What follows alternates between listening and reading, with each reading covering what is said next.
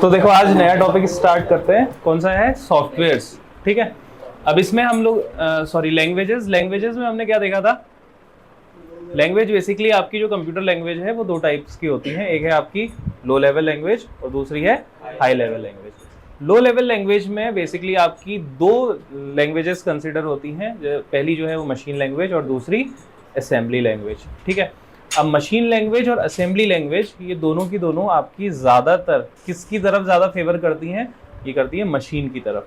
ये इतनी इजी नहीं है समझनी, ज़्यादा मशीन की तरफ अटेंडिंग है, तो आपको इतना इजीली इनको रीड करना या लर्न करना आसान नहीं रहता है। ठीक है, इसके अलावा ये जो कंप्यूटर हार्डवेयर और कॉन्फ़िगरेशन जितने भी होते हैं, यानी कंप्यूटर के कॉन्फ़िगरेशन जो भी आप करते हो या इसके अलावा जितने भी इलेक्ट्रॉनिक्स इक्विपमेंट्स हैं वो आपके मशीन लैंग्वेज या असेंबली लैंग्वेज में कॉन्फ़िगर होते हैं। ठीक है, अगली लैंग्वेज जो थी वो आपकी क्या थी? High level language. ये हाई लेवल लैंग्वेज जो है वो ज़्यादा यूज़र फ्रेंडली है। यूज़र फ्रेंडली यानी कि हमारे लिए ज़्यादा फ्रेंडली है, हम इजीली उसको समझ सकते हैं as compare to computer.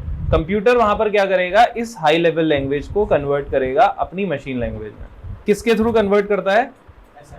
Assembler नहीं, असेंबलर तो आपकी असेंबली लैंग्वेज के लिए। कौन से? कंपाइलर या इंटरप्रेटर। ठीक है, ये दो ऐसे बीच के मीडिएटर्स हैं जो इसको कन्वर्ट करने का काम करते हैं। ऐसे आपसे एक क्वेश्चन पूछ सकता है कि उस चीज को क्या बोला जाता है, उस पर्टिकुलर टर्म को क्या बोला जाता है जो हाई लेवल लैंग्वेज को मशीन लैंग्वेज में कन्वर्ट करता है। ठीक है, तो यहाँ पर क्या है? कंपाइलर या फिर इंटरप्रेटर। ये ज्यादातर आपका क्या है? यूजर फ्रेंडली है और ह्यूमन लैंग्वेजेस के ज्यादा क्लोज है, यानी ह्यूमन लैंग्वेजेस ज़्यादा इजीली उसको समझ सकती हैं, इसीलिए हाई लेवल लैंग्वेजेस की डिस्कवरी की गई। अब ये कुछ एग्जांपल्स हैं जो आपके ये आपके हाई लेवल लैंग्वेजेस के एग्जांपल्स हैं। बेसिक लो लेवल लैंग्वेजेस के आपको ज़्यादा याद करने की ज़रूरत नहीं है, बहुत ज़्यादा मैंने शुरू में आपको बताए थे। बट जो हाई लेवल लैंग्वेज के ज़्यादातर प्रोग्राम्स हैं, हालांकि ये मैंने सारा का सारा आपको बेसिक, एल्गोल, प्रोलॉग, ये आपकी कौन सी जनरेशन में यूज़ हुए थे बता सकते हो? थर्ड जनरेशन में। ठीक है, तो बेसिक हो गया, एल्गोल हो गया, प्रोलॉग हो गया, पास्कल हो गया, फोर्ट्रेन हो गया। फोर्ट्रेन की फुल फॉर्म होती है फॉर्मूला ट्रांसलेशन। ठीक है, ये इसका फुल फॉर्म है, एक्रोनियम इसको फोर्ट्रेन बोला जाता है। तो Fortran, Pascal, Prolog, Algol, BASIC, इसके अलावा आपका कोबोल, C++, ये जनरली आज के टाइम पे जनरली यूज हो रहे हैं। पहले आपकी ये सारी लैंग्वेजेस यूज होती थी। तो ये सारी लैंग्वेजेस जो हैं वो आपकी कैसी लैंग्वेजेस हैं? हाई लेवल लैंग्वेजेस है। इसमें ये जो आपकी लैंग्वेज है C और C++, इसमें जो ये तो पहली लैंग्वेज थी जो कि आपकी साइंटिफिक प्रोग्रामिंग के लिए आपकी यूज की गई थी इनिशियली, बट बाद में इसको ऑब्जेक्ट ओरिएंटेड कर दिया गया। ऑब्जेक्ट ओरिएंटेशन क्या होता है वो हम आगे देखेंगे। ऑब्जेक्ट ओरिएंटेड प्रोग्रामिंग लैंग्वेज जो कि आपकी C से ही बनी है, इसीलिए इसको C++ बोला जाता है। ठीक है, थोड़े से एडवांस फीचर्स इसमें डाल दिए गए। अब यहाँ पर आपने अगर कॉलेज टाइम पे C या C++ में से एक लैंग्वेज जनरली पढ़ाई जाती है या आपके 11th-12th में भी पढ़ाई जाती है। दोनों में कुछ हल्के से सिंटेक्स का फर्क है, कुछ एक्स्ट्रा फीचर C++ में डाल दिए गए, थोड़ी सी स्पीड बढ़ गई इसकी कंपाइलिंग करने की। ठीक है, तो C++ आपकी सबसे पहली ऑब्जेक्ट ओरिएंटेड लैंग्वेज थी। आपसे पूछ सकता है कि सबसे पहली ऑब्जेक्ट ओरिएंटेड लैंग्वेज कौन सी है, तो वो है आपकी C++। अब ये ऑब्जेक्ट ओरिएंटेड होता क्या है ये हम आगे देखेंगे। ऑब्जेक्ट ओरिएंटेड प्रोग्रामिंग का मतलब, अगर आप पर्टिकुलर टर्म से समझो, ये एक ऑब्जेक्ट है। ठीक है, यानी किसी एक ऑब्जेक्ट के चारों तरफ किसी भी प्रोग्राम को घुमाना, उसे हम ऑब्जेक्ट ओरिएंटेड प्रोग्रामिंग कहते हैं। जैसे मान लो कि अगर आपने फंक्शन सुने होंगे, बहुत सारे हम प्रोग्रामिंग में फंक्शन बनाते हैं। इस फंक्शन का काम है एडिशन करना, इस फंक्शन का काम है सब्सट्रैक्शन करना, इसका काम है मल्टीप्लिकेशन करना, इसका काम है इंटीजर्स पता करना। तो ये सारे फंक्शंस जो हैं एक पर्टिकुलर ऑब्जेक्ट हम बनाते हैं उसके अंदर, या वेरिएबल्स हम उसके अंदर डिफाइन करते हैं। जैसे मान लो A आपका ये नंबर है, B आपका ये नंबर है, अगर ये 2 से डिविजिबल है तो ये एक इवन नंबर होगा, ऐसे करके। तो ये एक पर्टिकुलर ऑब्जेक्ट की तरफ हम पूरा काम कर रहे हैं ना, एक ऑब्जेक्ट को बना के हम पूरा काम कर रहे हैं, तो इसीलिए इसे ऑब्जेक्ट ओरिएंटेड प्रोग्रामिंग बोला जाता है। यानी एक वेरिएबल को लेके आप पूरा का पूरा एक पर्टिकुलर प्रोग्राम बना दे रहे हो। अब यही फंक्शन जो है बाद में अलग अलग क्लासेस में कैटेगराइज होते हैं। ठीक है, क्लासेस भी C++ का ही एक पार्ट है, क्लास भी इसमें एक डिफाइन होती है।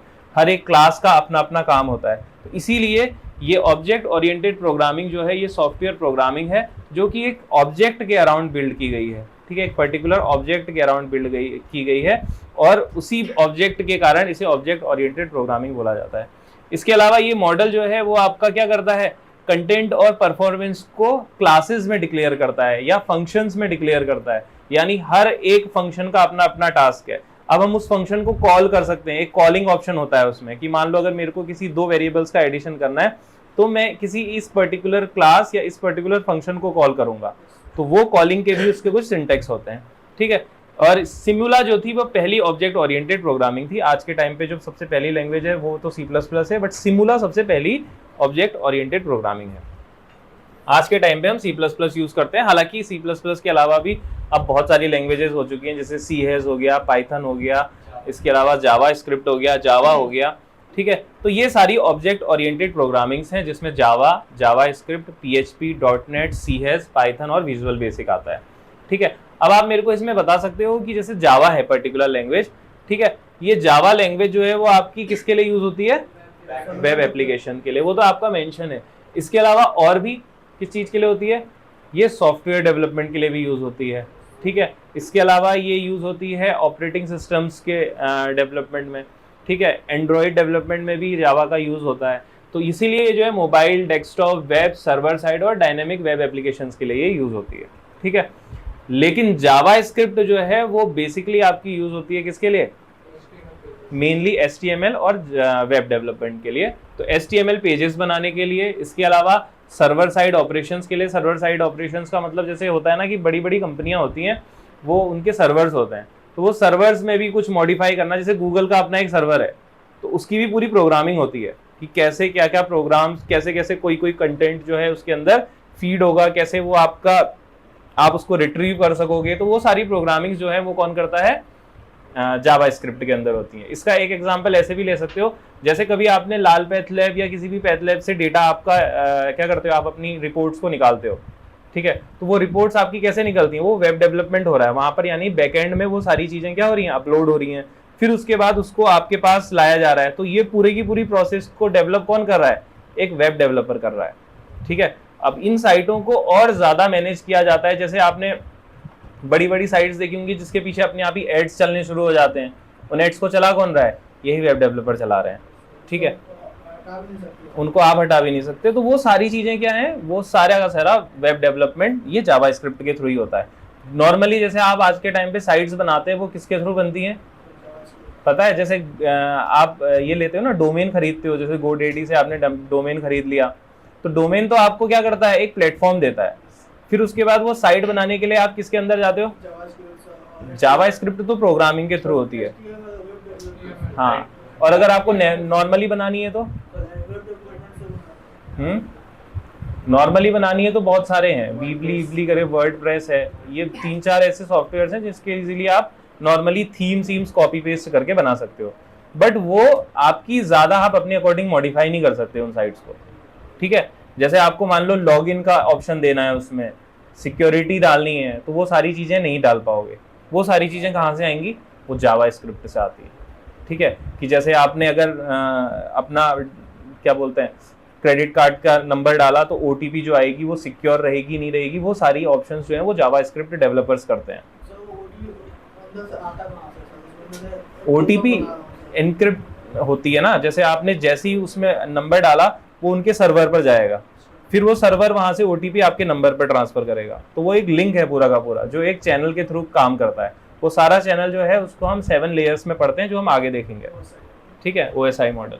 इसके अलावा .NET हो गया, PHP हो गया, ये भी सारी की सारी लैंग्वेजेस आपकी कहाँ यूज होती हैं, वेब डेवलपमेंट में यूज होती हैं। तो अगर इन फ्यूचर अगर आपको कभी भी किसी कंपनी में काम करना है एज अ वेब डेवलपमेंट, तो आपको PHP या .NET आनी चाहिए। जैसे कि बहुत सारी कंपनियां, विप्रो, कॉग्निजेंट, एक्सेंचर और HCL, ठीक है, ये सारी कंपनीज मेनली मेजरली जो रिक्रूट करती हैं। हालांकि इसके अलावा और भी बहुत सारी कंपनीज हैं, HP, वो सब, इंटेल हो गया, फिर क्वालकॉम हो गया, TCS हो गया, ये अगर आपको रिक्रूट करती हैं तो ये बेसिकली आपको ट्रेन करती हैं PHP या .NET में, ठीक है। अगर आप कंप्यूटर इंजीनियर हो या फिर आप इलेक्ट्रॉनिक्स इंजीनियर हो, ठीक है, तो ये आपको लैंग्वेजेस आनी चाहिए।